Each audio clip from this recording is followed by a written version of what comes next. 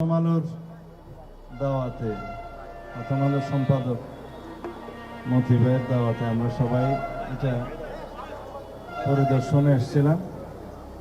এটা একটা জীবন্ত জাদুঘরের মতোই মনে হলো।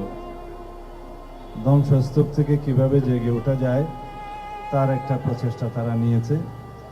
তবে এই প্রদর্শনের মধ্য দিয়ে আমরা যা কিছুই দেখেছি এবং শিখতে পেরেছি তা হলো, হয়তো সাম্প্রদায়িক উগ্রবাদী শক্তি প্রগতির দড়িকে টেনে ধরতে চায়, কিন্তু ইতিহাস সাক্ষী দিয়ে সেটা কখনো পারেনি।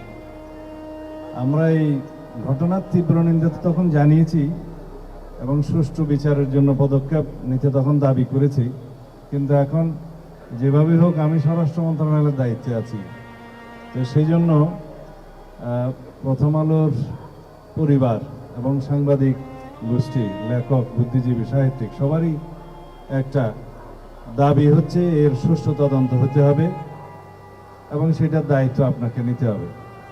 তদন্তের দায়িত্ব আমরা নিতে পারি, বিচারের দায়িত্ব বিচার বিভাগের। সেই জন্য আমরা আমাদের সংশ্লিষ্ট কর্মকর্তা এটা ইনভেস্টিগেট করছে এখন ডিবি, তাদেরকে নির্দেশনা দিয়েছি, কথা বলেছি, তারাও আজকে আমার সাথে আছে। এখানে ভারপ্রাপ্ত কমিশনার ডিএমপির তিনিও আছেন, ডিবির এডিশনাল কমিশনার আছে, ডিবির চার্জে যিনি আছে, সবাই আছে। আমি তদন্তের অগ্রগতি কী সেটা জানতে চেয়েছি এবং আগামী 2 মাসের মধ্যে তদন্ত কার্যক্রম, সুষ্ঠু তদন্ত কার্যক্রম সমাপ্ত করে চার্জশিট দাখিলের জন্য নির্দেশনা দিয়েছি। তারপরে বিচারিক প্রক্রিয়া শুরু হবে, সেটা আদালতের ব্যাপার। আমরা সেই বিচারিক কার্যক্রমে সকলের সহযোগিতা চাইব, যাতে দৃষ্টান্তমূলক সাজা হয় এবং এই জাতীয় ঘটনা ভবিষ্যতে আমাদেরকে না দেখতে হয়, এই জাতিকে না দেখতে হয়।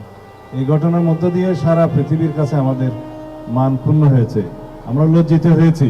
সারা পৃথিবীর সামনে একটা মেসেজ গিয়েছে যে বাংলাদেশে নিউজ পেপারের উপর যখন খুশি আক্রমণ করা যায় এবং এই দেশের যারা বলতে গেলে প্রগতি বিরুদ্ধে, যারা সাম্প্রদায়িক এবং উগ্রবাদী শক্তি, তাদের একটা রমরমা ভাব ছিল, এই মেসেজটা সারা পৃথিবীতে গিয়েছে।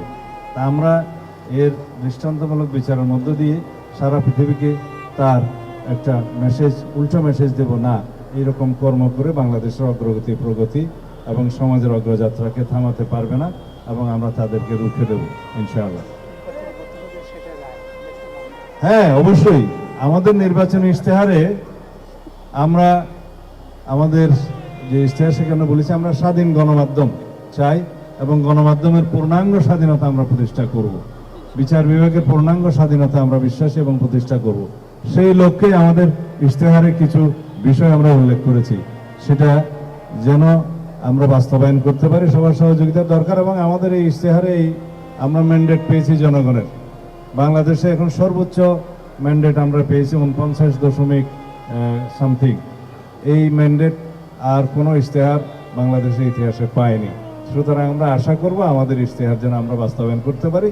তার মধ্যে অন্যতম হচ্ছে গণমাধ্যমের পূর্ণাঙ্গ স্বাধীনতা নিশ্চয়তা এবং নিশ্চিত করা। ধন্যবাদ মতি ভাই।